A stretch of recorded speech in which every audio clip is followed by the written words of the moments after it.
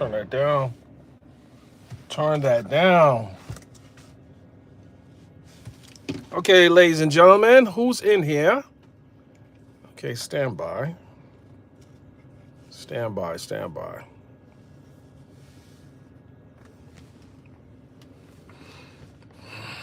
Okay. Okay, come in, tap. We're gonna wait for the people to get in here. We're not gonna go too long. Ladies and gentlemen, get in here. Where's my, oh, they got my water right there. Okay. I'm sorry, guys, I'm on the road. Hey, what's happening, everybody? What's happening? What is happening? Maybe I should end this and start it back over again when I get to my location. Maybe I should end this and start it over again when I get to my location. Anyway, ladies and gentlemen, we got 33 in here right now. We only got 7 likes, but we'll talk about that in a minute. I'm not going to be too long-winded. Yes, for those who watched my live a couple of weeks ago, it might be even a month ago. Those remembered, I spoke about a particular prosecutor that was on the live in Judge Manning's bond hearing, and that individual, as I told many people, prosecute RICO cases. I said this then. I told the people then, but I'm hearing from little birdies saying everyone else say they said it. I said it. No, ladies and gentlemen, it was the reporter who said it. And it was the reporter who said Mr. Wooten was in the building.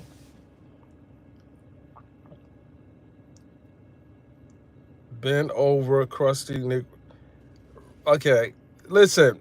Listen. Make sure. Let me take him up out of here. Oh, you must be talking about. Make sure you tag the person you're talking about, Brian. I'm about to take you up out of here. Ain't nothing crusty about this over here, Playboy. Okay. So what we said back then, there was a RICO case coming down the pipeline. It was a RICO case coming down the pipeline. And sure enough, it hit the docket. And can you guys guess who will be prosecuting this case? Can you just take a small guess who will be prosecuting this case? Yes, ladies and gentlemen, I want to say this. I kind of suggested to certain individuals they might want to fall back and stop playing with the prosecution's case. Because now it's a RICO, and people have been moving very sketchy out there on the YouTube streets by inserting themselves in this case. I've told many people, I do this. This is what I do. I told people, I said, listen, ladies and gentlemen, this is going to be a problem. The video's there. Y'all can go back and look at the video. I didn't take it down. Many people watch my platform. People saw it. And I said that once I saw him in the building, this was going to be a RICO case. He don't mess with little cases.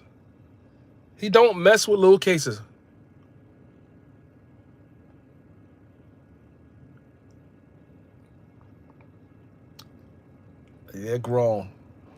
I get that part. But sometimes you warn people, because sometimes people don't really understand the magnitude of a RICO case and how overt acts can get them pulled into the case. Overt acts can get them pulled into the case. They're out here playing games on the internet. They're out here doing interviews with the defendant, which was the stupidest thing I can even imagine him doing, in light of the fact this guy's in the crosshairs of one of the top prosecutors. I said this. And, some people thought that I was hating. No, I'm not hating. I'm just warning people that this is how they get down. You guys, not you, you made this a media story. You made it a media case. So who the heck you think they're going to put? They're going to put on the case, but one of the guys who he loves prosecuting these type of cases. I did say it. So Mr. Wooten is all over this case now. All over it. There's something coming out in the next 48 hours, ladies and gentlemen. Let's say about 48. What's today? Yep. Yep. We got something for you Friday. I don't really think that people think that they can't get caught up in a RICO case and they can't hide under the veil of journalism, because no, you ain't seeing me visiting no one in the jail. You ain't seeing me on the phone call with no one trying to insert myself in their situation. I'm just reporting the news. And what I said early on, that person, I'm not going to say their name, they think this is a game. They think these prosecutors are playing. They're out there throwing judges' names around and moving around and think they can't happen. And then the whole, and I'm going to tell you something, ladies and gentlemen. I saw the phone call. I'm going to call it an interview. I'm going to tell you why I'm going to call it an interview. It wasn't just a phone call. It was an interview. Why was it an interview? It was because this individual, Mr. Ernest Williams, wasn't just talking about the birds and the bees. He was talking about his case. He was talking about his case to an individual that visits him, prays for him, basically probably going to get him. And I gotta be nice. I'm not gonna say nothing about that yet. But I said this. Some stories is not even worth touching. More so, it's not even worth involving yourself. Now you're in too deep. You are in too deep. I said this about a month ago. I think it was almost a month ago. That you're playing with fire. But you didn't want to listen. You didn't want to listen. The tracker wasn't enough. That wasn't enough. You just wanted to get yourself all involved in this man's situation. I said it. But I had to say this, ladies and gentlemen. And it's like 70-something degrees out here. If I turn the air on, I don't know if you guys can hear me. I'm going to try it because it's, man, let me tell you something. It's hot out here. Hold on. Hold on.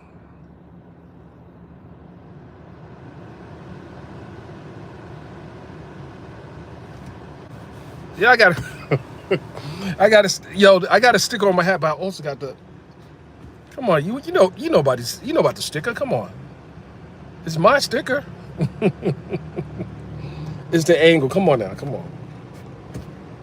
I'm rocking the BK hat right now.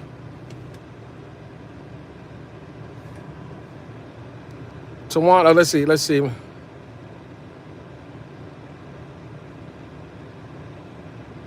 Let me tell you what's happening. I'm gonna tell you what's happening.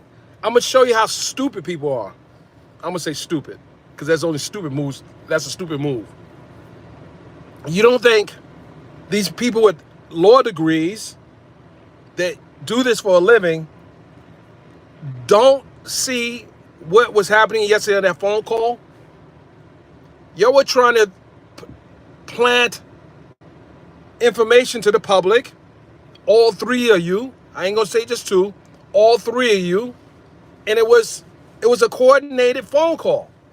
How is the individual asking for a Rule 22 now on the phone call with the individual who has professed her love for the defendant?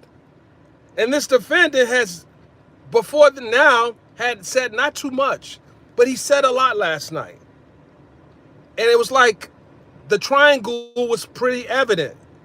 These individuals are working in concert.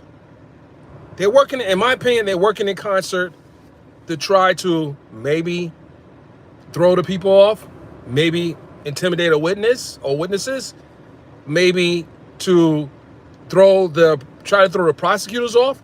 But these people are not falling for your okey doke. It's amateur. It's amateur night at the Apollo with you guys. I thought the Sandman was going to come out and start dancing. I'm like, this was just hilarious. I'm sitting there. I'm saying, wait a minute. This is probably the most stupidest thing I've seen someone who purported to be a journalist and everything is in the courtroom. You're literally inserting yourself in a case. You released information about one of the victims where they had to flee to another jurisdiction. I can say a whole lot more, but I'm not going to say a whole lot more. You know why? Because those who know. Those who don't, won't. But at the end of the day, you are now a part of the story. You're a part of the story. You are a part of the story. In all my years covering cases in Fulton County, I have never did nothing as dumb as that. And someone says, oh, no, that's a different way of doing it. It's not a different way of doing it. It's the way you don't do it. It's the way you don't do it. Don't listen to the intern. Listen to the person who's been doing this for a long time. That's not how you roll. It looks good for the internet, but it don't look good when you're sitting on the other side of that table. It don't look good.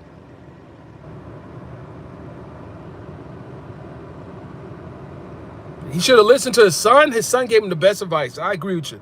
The son gave him the best advice. But what I saw in that phone call was that I saw a pattern coming from him that kind of resembles some of the things that he's been accused of. You trying to run a scam on the people ain't, first of all, the smart people ain't buying it. We see it. Now you got Mr. Wooten. You got him on the case. I know that's being generous. I'll say first day intern. What do you think was going to happen? You talking about reading transcripts? You talking about creating an alibi for the guy? Both of you are doing too much. Both of you are doing too much, and it's too late now. It's too late. One will find out soon enough. I would just say that. One may find out real soon how much too late it is. How much too late it is.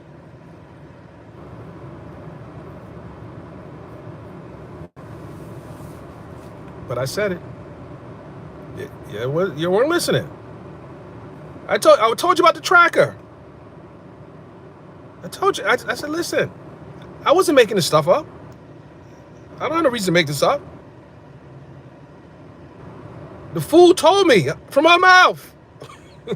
The fool told me from my mouth. Like, wait a minute. You did what? You did what? I'm like, oh my God. You did that? Oh my God. You put a track on that man car? What? Come on. Just think about that for a second. Then they had your butt sitting in there for 11 days, 10 days, and you didn't even have time. You didn't reflect on the way you were moving. You sitting down for 10 days in that hellhole, and you didn't even think about maybe you were moving kind of foul. Maybe you should think about how you moving. You didn't learn from Chicago? Come on. I don't know. I'm not going to say too much right now. You guys should stand by. You just stand by. I'm trying to read the comments. I really can't see the comments. Hold on. Hold on a second. Hold on.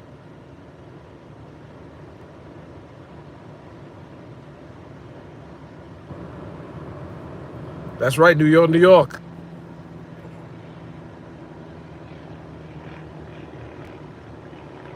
Don't read yours, Pat, Dr. Pat. No, Dr. Pat. I'm going to read yours, Dr. Pat. You said I'm going to read yours, Dr. Pat. Now you said don't read it. Now I got to go find it. I'm going to find it, Dr. Pat. Oh, the stud. Wait, hold on. Oh, what would you say? Oh, what? Is that Dr. Pat? What are you talking about, Dr. Pat? What are you doing, Dr. Pat? This is not you, Dr. Pat. Okay, listen. I'm gonna do the redo this live when I get out of the sun. Um, but I want to talk about that phone call. I want to actually break that phone call down. I want to go blow by blow of what I saw was happening in that phone call from my perspective. Everyone has a perspective on what they viewed. I'm going to tell you what I saw from my perspective. And I saw someone made an attempt to try to clear their name, and tried to. They wanted him to talk, but say, "Oh, wait, you sure you should be saying this when you know that call should have never happened? You knew that call was happening, and I would think that you would have probably said this call is probably I shouldn't even at this point I should just enough is enough. I'm glad you put your watermarks on it and all that good stuff because now you own it. You own it. You own it. You own it now. I did this. I got this interview. I got the interview. And guess what? He get the RICO charge. Guess who else is getting the RICO charge? I don't know. I wonder who else is getting the RICO charge. I don't know. We'll see. You know, those RICO charges, yeah, you got a lot of latitude in Georgia with RICO cases. A lot of latitude. You see just by YSL. You see by Trump.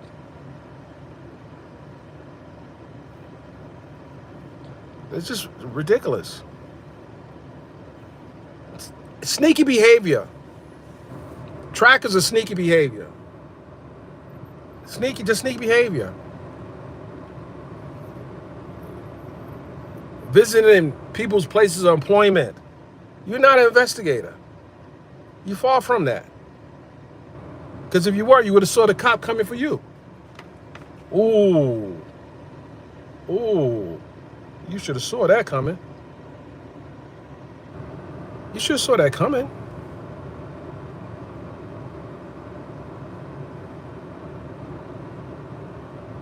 You saw that coming. How did I see it before you seen it?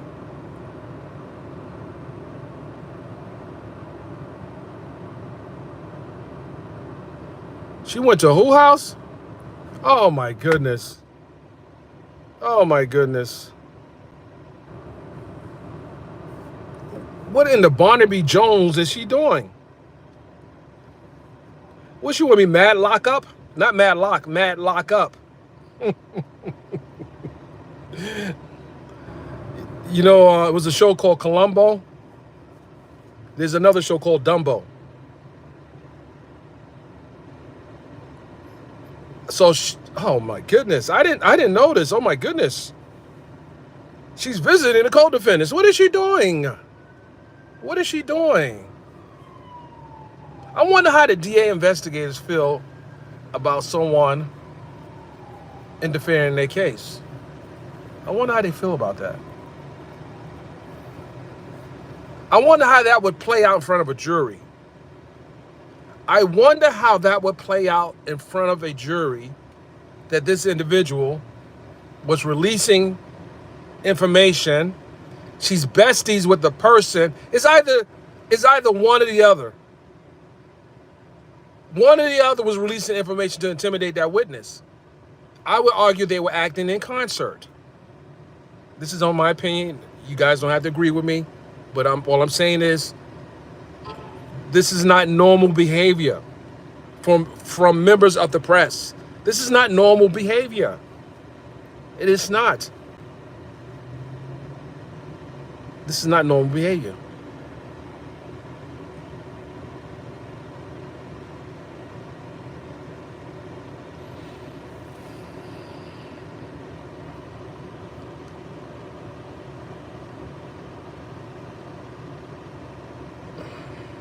Not normal behavior.